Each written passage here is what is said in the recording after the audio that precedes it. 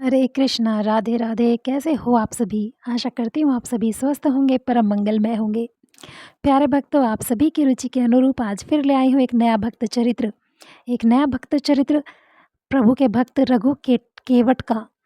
तो वीडियो शुरू करते हैं, और वीडियो शुरू करने से पहले आप सभी से एक छोटी सी रिक्वेस्ट है कि यदि आप चैनल पर नए हैं तो प्लीज़ चैनल को सब्सक्राइब कर लीजिएगा, वीडियो को लाइक भी कर दीजिएगा, और कमेंट सेक्शन में राधे राधे ज़रूर लिखिएगा। आइए शुरू करते हैं। तो श्री जगन्नाथपुरी से 10 कोस दूर पीपली चटी गांव में रघु केवट का घर था। घर में उसकी स्त्री और बूढ़ी माता थी। रघु के सवेरे जाल लेकर रघु मछलियां पकड़ने जाता दयालु था, और पकड़ी हुई मछलियों को बेचकर उसके जाल परिवार का पालन करता। तब उसका चित्त व्याकुल हो जाता। पूर्व जन्म के पुण्य संस्कारों के प्रभाव से हानि होती, परंतु जीवन निर्वाह का दूसरा कोई साधन न होने से वह अपने व्यवसाय को छोड़ ही नहीं पाता था। रघु ने एक अच्छे गुरु से दीक्षा ले ली थी, गले में तुलसी की कंठी बांध ली थी। सवेरे स्नान करके भगवान का नाम जप करता था, भागवत कथा सुनता था, और सत्संग में जाना उसका दैनिक कार्य हो गया था। इन सब में उसका अंतःकरण धीरे धीरे शुद्ध हो गया। जीव मात्र में भगवान विराजमान है, यह बात उसकी समझ में आने लगी। अब उसे जीव हिंसा से तीव्र विरक्ति हो गई। रघु के लिए मछली पकड़ना बहुत ही कलेशदायक हो गया। उसने इस काम को छोड़ दिया। कुछ दिन तो घर के संचित अन्न से काम चला, पर संचय था कितना? आखिर एक मछुआरे के घर में कितना संचय हो सकता था? लेकिन उसने प्रभु भक्ति नहीं छोड़ी। उपवास होने लगा। घर में त्राही त्राही मच गई। पेट की ज्वाला तथा माता और स्त्री के तिरस्कार से व्याकुल होकर रघु को आखिरकार फिर से जाल उठाना पड़ा। वह स्वयं तो भूख से प्राण त्याग सकता था, पर वृद्ध माता और पत्नी का कष्ट उससे सहा नहीं जाता। पछताता, भगवान से प्रार्थना करता, वह तालाब पर चला गया। तालाब पर जाने पर पछताता हुआ उसने बड़े ही व्याकुल मन से उस तालाब में अपना जाल बिछा दिया, और जाल डालने पर एक बड़ी सी लाल मछली उसमें आ गई। जल से निकलने पर वो तड़पने लगी। रघु का हृदय छटपटा उठा। उसे स्मरण आया कि सभी जीवों में भगवान है। उसी तड़पती मछली में उसे स्पष्ट भगवान प्रतीत होने लगे। इसी समय उसे माता और पत्नी की भूखी आकृति का स्मरण हुआ। दुखी व्याकुल रघु ने मछली को जाल से निकालकर पकड़ा और कहने लगा, मत्स्य रूपधारी हरि, मेरे दुख की बात सुनो। तुम्ही ने मुझे धीवर बनाया है। जीवों को मारकर पेट भरने के सिवा और कोई दूसरा उपाय मैं जीवन निर्वाह का नहीं जानता। इससे तुमको मारने के लिए मैं विवश हूँ। तुम हरि हो या कोई और, आज मेरे हाथ से बचकर नहीं जा सकते। रघु ने दोनों हाथों से जोर से मछली का मुख पकड़ लिया और उसे फाड़ने लगा। ज्यों ही रघु ने मछली के मुख को फाड़ने की चेष्टा प्रारंभ की, सहसा मछली के भीतर से स्पष्ट शब्द आया, रक्षा कर नारायण, रक्षा कर। रघु चकित हो गया। उसका हृदय आनंद से भर गया। मछली को लेकर वह वन की ओर भागा। वहां पर्वत से बहुत से झरने गिरते थे। उन झरनों के अनेक जलकुंड बना दिए गए थे। रघु ने एक कुंड में मछली वहीं डाल दी। रघु भूल गया कि वह कई दिन से भूखा है। भूल गया कि घर में माता तथा स्त्री उसकी प्रतीक्षा करती होंगी। वह तो कुंड के पास बैठ गया। उसके नेत्रों से झरने गिरने लगे। वह भरे कंठ से कहने लगा, मछली के भीतर से मुझे तुमने नारायण नाम सुनाया, अब तुम दर्शन क्यों नहीं देते? तुम्हारा स्वर इतना मधुर है तो तुम्हारी छवि कितनी सुंदर होगी। मैं तुम्हारा दर्शन पाने के बिना अब यहाँ से नहीं जाऊँगा। रघु वहाँ बैठ गया, और रघु को वहाँ उस कुंड के किनारे बैठे बैठे 3 दिन हो गए। वह नारायण नारायण की रट लगाए था। नारायण में तन्मय था। एक बूंद जल तक उसके मुख में नहीं गया था। दिन और रात का उसे पता ही नहीं चला। भक्ति की सदा खोज खबर रखने वाले भगवान एक वृद्ध ब्राह्मण के वेश में वहां आए और पूछने लगे, अरे तपस्वी, तू कौन है? तू इस निर्जन वन में क्यों आया है? कब से बैठा है यहाँ? तेरा नाम क्या है? रघु का ध्यान टूटा। उसने ब्राह्मण को प्रणाम करके कहा, महाराज, मैं कोई भी हूँ, आपको मुझसे क्या प्रयोजन है? बातें करने से मेरे काम में विघ्न पड़ता है, कृपया आप यहाँ से पधारें। ब्राह्मण ने तनिक हंसकर कहा, मैं तो चला जाऊंगा, पर तू सोच तो सही कि मछली भी कहीं मनुष्य की बोली बोल सकती है? तुझे भ्रम हो गया है। जब कुछ उस मछली में है ही नहीं, तब तुझे किसके दर्शन होंगे? तो यहाँ व्यर्थ ही बैठा है। यहाँ मत बैठ और अपने घर चला जा। रघु तो ब्राह्मण की बात सुनकर अब चौंक पड़ा। उसने समझ लिया कि मछली बात जानने वाले ये सर्वज्ञ मेरे प्रभु ही हैं, अन्यथा किसी और को प्रभु के विषय में क्या ज्ञात। वह बोला, भगवान, सब जीवों में परमात्मा ही है, यह बात मैं जानता हूँ। मछली के शरीर में से ही बोलने वाले आप ही हैं। मैं बड़ा पापी हूँ, जीवों की हत्या की है मैंने। क्या इसी से आप मेरी परीक्षा ले रहे हैं? आपकी आपकी ही तो छवि है ना नारायण। आप प्रकट होकर मुझे दर्शन क्यों नहीं देते? मुझे क्यों तरसा रहे हैं? हे नाथ, कृपया मुझे अपने दर्शन दीजिए। अपने भक्त की प्रेम भरी प्रार्थना सुनकर कृपा सागर प्रभु अपने दिव्य चतुर्भुज रूप से प्रकट हो गए। रघु तो एकटक देखता रह गया। उस लावण्य राशि को वह आंसू बहाता हुआ प्रभु के चरणों में लौटने लगा। भगवान ने उसे भक्ति का आशीर्वाद देकर और भी वर मांगने को कहा। रघु ने हाथ जोड़कर कहा, प्रभु, आपके दर्शन हो गए और आपने भजन का आशीर्वाद दे दिया, फिर अब मांगने को क्या रहा? परंतु आपकी आज्ञा है तो मैं एक छोटी सी वस्तु मांगता हूँ। जाति से धीवर हूँ, मछली मारना मेरा पैतृक स्वभाव है। मैं यही वरदान मांगता हूँ कि मेरा यह स्वभाव छूट जाए। पेट के लिए भी मैं कभी हिंसा ना करूँ। अंत समय में मेरी जीभ आपका नाम रटती रहे और आपका दर्शन करते हुए मेरे प्राण निकले। भगवान ने रघु के मस्तक पर हाथ रखकर तथास्तु कहा और अंतर्ध्यान हो गए। भगवान का दर्शन पाकर रघु का संपूर्ण जीवन बदल गया। उसके अंतरात्मा में वो परिवर्तन आया कि बस अब तो भगवान नाम के अतिरिक्त उसे और कुछ भाता ही नहीं था। वह भगवान नाम का कीर्तन करता हुआ अपने घर आ गया।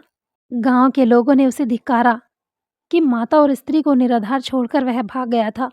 दया करके गांव के जमींदार ने बेचारी स्त्रियों के लिए अन्न का प्रबंध कर दिया था। रघु ने इसे भगवान की दया ही मानी। यदि वह घर पर रहता तो जमींदार या कोई भी एक छटाक अन्न देने वाला नहीं था।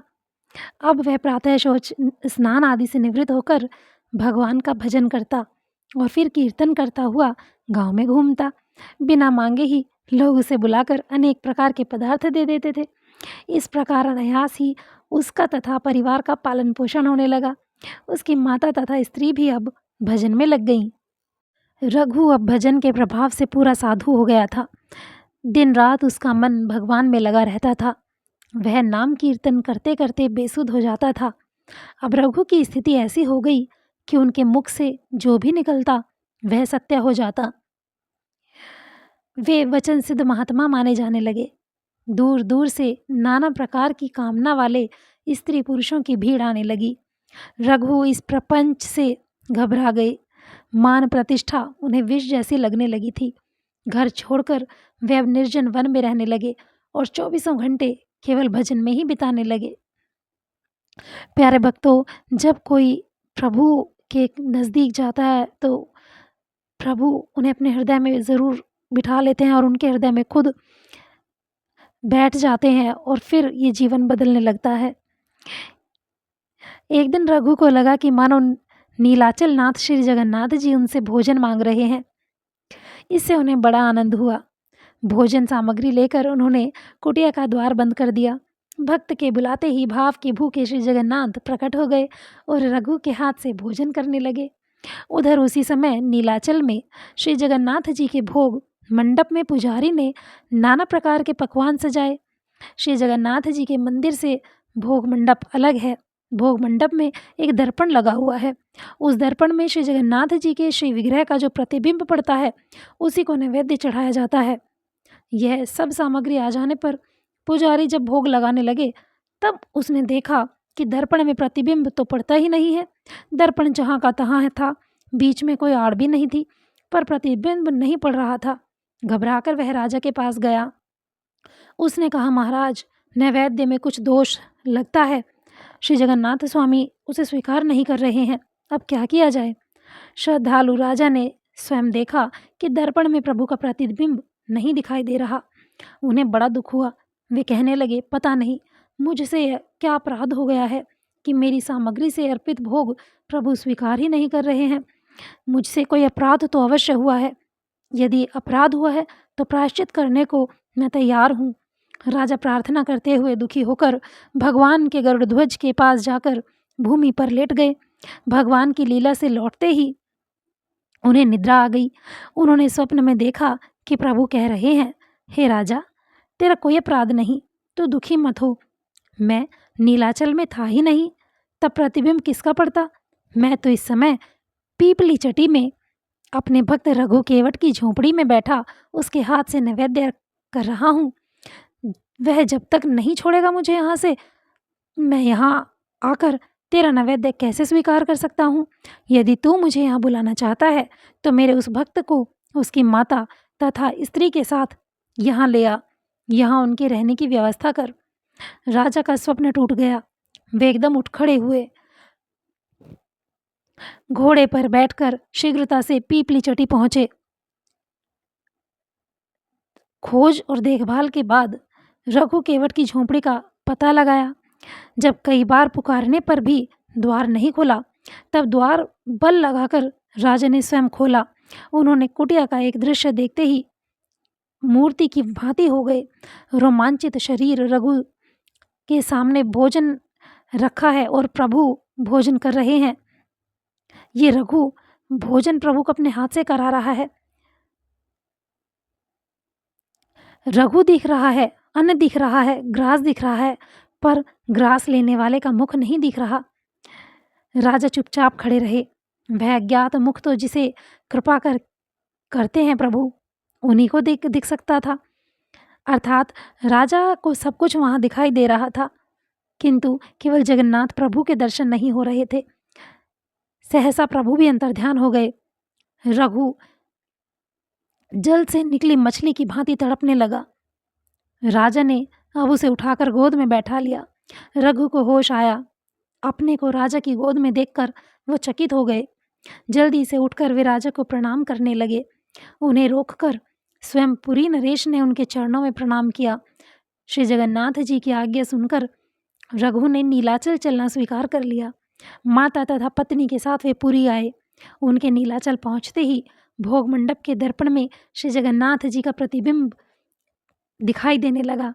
पुरी के राजा ने श्री जगन्नाथ जी के मंदिर से दक्षिण और रघु के लिए घर की व्यवस्था कर दी।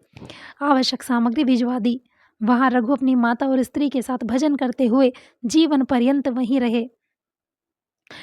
तो प्यारे भक्तों, ये थी आज की कथा। और ये कथा आपको कैसी लगी, ये प्रसंग आपको कैसा लगा, कमेंट सेक्शन में ज़रूर बताइएगा। जब प्रभु किसी पर दया करते हैं, कृपा करते हैं, तो उसका जीवन यकायक बदलने लगता है। उसके हृदय में करुणा, दया आने लगती है, संसार से विरक्ति होने लगती है। और ऐसा ही सब हुआ इस साधारण से मछुआरे के साथ। एक साधारण मछुआरे का जीवन किस तरह परिवर्तित हुआ, इस कहानी में हमने यही सब जाना। आशा करती हूँ आपको कहानी अच्छी लगी होगी। अच्छी लगी हो तो चैनल को सब्सक्राइब करके जाइएगा, वीडियो को लाइक करके जाइएगा। मिलते हैं एक नई कहानी में, एक नए प्रसंग के साथ। तब तक बने रहिए चैनल पर। प्रभु का भजन करते रहिए, प्रभु का सिमरन करते रहिए। प्रभु को हर समय चारों तरफ प्रतीत कीजिए। हर कण में प्रभु हैं, हर कण में प्रभु के दर्शन कीजिए। यकीन मानिएगा, एक न एक दिन प्रभु आपको दर्शन अवश्य देंगे। जैसे प्रहलाद के कहने पर खंबे से प्रकट हुए, जैसे रघु केवट के कहने पर मछली से नारायण स्वर सुनाई दिया, उसी प्रकार यदि हम तुच्छ प्राणी भी प्रभु को निरंतर रटते जाएंगे, तो प्रभु तो हमारे इतने दयालु हैं कि हमारी उस पुकार पर स्वयं चले आएंगे। तो ये था आज का वीडियो का सार, ये था इस कहानी का सार। आई होप आपको अच्छा लगा होगा। फिर लेकर आऊँगी एक अलग, एक अनन्य कथा, एक अनन्य प्रसंग। तब तक के लिए हरे कृष्णा, राधे राधे।